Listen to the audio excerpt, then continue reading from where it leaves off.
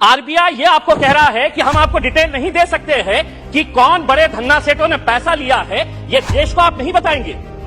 आखिर ये पैसा 8,48,186 करोड़ रुपीस आपने राइट ऑफ किए हैं। इसका जवाब आप दीजिएगा कि मेरे लिए कानून अलग कैसा हो सकता है, और जिन्होंने धन्ना सेठों ने पैसा लेकर कोई लंदन भाग गया है, कोई सिंगापुर भाग गया है, उनका नाम भी आरबीआई नहीं बताएगी हमारे। कहीं ना कहीं आपकी नीतियां गलत हो रही है, वरना इन किसानों की मौत को आपने सिर्फ एक आंकड़ा बनाकर रख दिए है।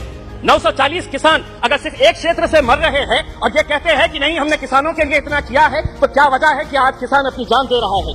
कि पिछले 7 सालों के अंदर, 7 साल पहले गैस के सिलेंडर का रेट 450 रुपये था, आज आपने उसको 1080 रुपये किए हैं, और ये उम्मीद कर रहे हैं कि आप जितना पैसा एडवर्टाइजमेंट के ऊपर लगा रहे हैं कि प्रधानमंत्री उज्ज्वला योजना के ऊपर, वही पैसा अगर आप दे देंगे तो शायद इन गरीबों को फायदा होगा। सुलोचना गडप्पा 70 साल की महिला है, औरंगाबाद में रहती है। सुलोचना गडप्पा, फाइनेंस मिनिस्टर साहब नोट करिए, आप औरंगाबाद शहर से ही आते हैं। उसको कितनी पेंशन दी जाती है? 250 रुपये। 70 साल की, कोई बच्चा नहीं है, वो 250 रुपये के अंदर वो अपना घर का बसेरा करेगी। 2015 के अंदर आपने प्रधानमंत्री आवास योजना शुरू की, हमने स्वागत किया, पूरे देश ने स्वागत किया कि हर बेघर को घर मिलने वाला है। और प्रधानमंत्री साहब का एक भाषण भी है जिसमें उन्होंने खुद ने कहा है, यूट्यूब के ऊपर आप भी देख सकते हैं, कि 2022 तक हम हर बेघर को घर देंगे। फाइनेंस मिनिस्टर साहब औरंगाबाद से है, 50,000 लोगों ने अप्लाई किया है पिछले 6 साल से। आज मैं पूरी जिम्मेदारी के साथ ये कह रहा हूं, एक सादा ईंट तक नहीं पड़ा है। मैं ये कहना चाहता हूं अध्यक्ष महोदय, अगर स्कूल में टीचर नहीं, कॉलेज में लेक्चरर नहीं, और अगर अस्पताल के अंदर डॉक्टर नहीं, तो वो इमारतें किसी काम की नहीं है। सप्लीमेंट्री डिमांड्स के ऊपर आपने बोलने की मुझे इजाजत दी, इसका मतलब यह है कि आप सप्लीमेंट्री डिमांड्स के जरिए आप सरकार से पैसा मांग रहे हैं सरकार चलाने के लिए। मैं एक सवाल संसद से मांग रहे हैं। मैं एक सवाल फाइनेंस मिनिस्टर साहब से करना चाहता हूं, क्या इस देश के अंदर गरीबों के लिए, मिडिल क्लास के लिए और धन्ना सेठों के लिए अलग अलग कानून है?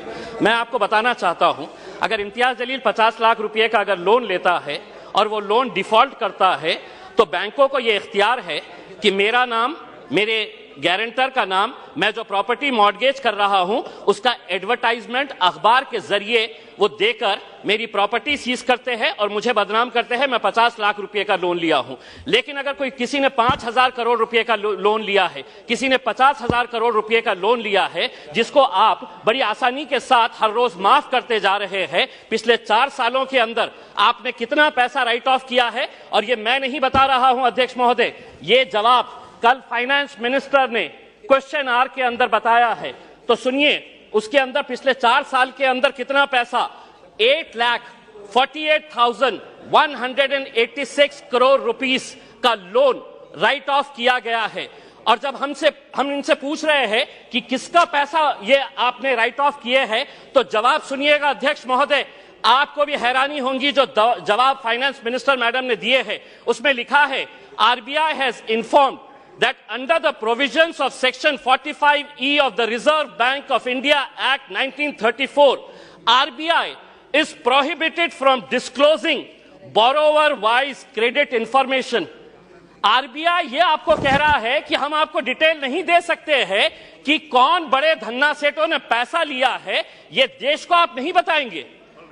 आखिर ये पैसा 8,48,186 करोड़ रुपीस आपने राइट ऑफ किए हैं। इसका जवाब आप दीजिएगा कि मेरे लिए कानून अलग कैसा हो सकता है, और जिन्होंने धन्ना सेठों ने पैसा लेकर कोई लंदन भाग गया है, कोई सिंगापुर भाग गया है, उनका नाम भी आरबीआई नहीं बताएगी हमारी को। दूसरा ये है कि मैं अभी सुन रहा था जगदम्बिका पाल साहब को। पाल साहब सुनिए, आप किसानों के बारे में कह रहे थे। मैं जिस क्षेत्र से आता हूं, देश का एक छोटा सा एक शहर है, उस क्षेत्र के अंदर, महाराष्ट्र के अंदर मराठवाड़ा एक छोटा सा क्षेत्र है, उस क्षेत्र के अंदर जनवरी से लेकर नवंबर 2022 तक महज 11 महीनों के अंदर 940 किसानों ने आत्महत्या की है। मैं देश की बात नहीं कर रहा हूं, मैं सिर्फ मराठवाड़ा, एक जो देश का एक छोटा सा हिस्सा है, कहीं ना कहीं आपकी कुछ नीतियां गलत हो रही है अध्यक्ष महोदय, कहीं ना कहीं आपकी नीतियां गलत हो रही है, वरना इन किसानों की मौत को आपने सिर्फ एक आंकड़ा बनाकर रख दिए हैं। 940 किसान अगर सिर्फ एक क्षेत्र से मर रहे हैं और ये कहते हैं कि नहीं हमने किसानों के लिए इतना किया है, तो क्या वजह है कि आज किसान अपनी जान दे रहा है?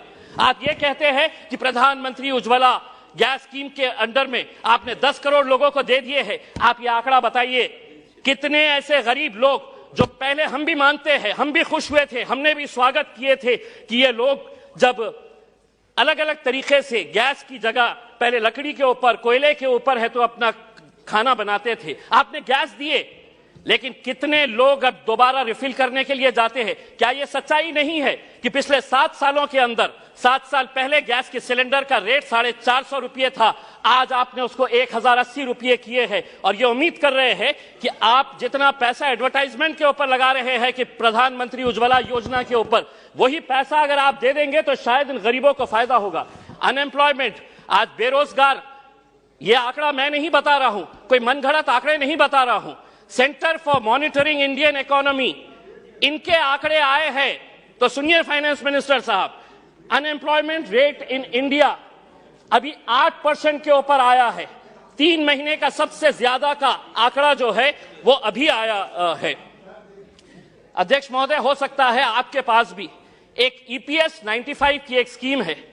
बुजुर्ग लोग, ऐसे बूढ़े लोग, और मैं फाइनेंस मिनिस्टर साहब को यह बताना चाहता हूं कि इनके पास भी सर 65 लाख ऐसे पेंशनर्स हैं जिनको पेंशन कितनी दी जा रही है? 250 रुपये, 500 रुपये। फाइनेंस मिनिस्टर साहब से मैं इसलिए मुखातिब हो रहा हूं कि ये मेरे शहर से आते हैं।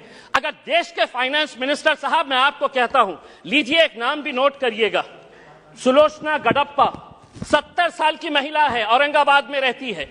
सुलोचना गडप्पा, फाइनेंस मिनिस्टर साहब नोट करिए, आप औरंगाबाद शहर से ही आते हैं। उसको कितनी पेंशन दी जाती है? 250 रुपये। 70 साल की, कोई बच्चा नहीं है, और 250 रुपये के अंदर वो अपना घर का बसेरा करेगी। मेरा यह कहना है कि पेंशन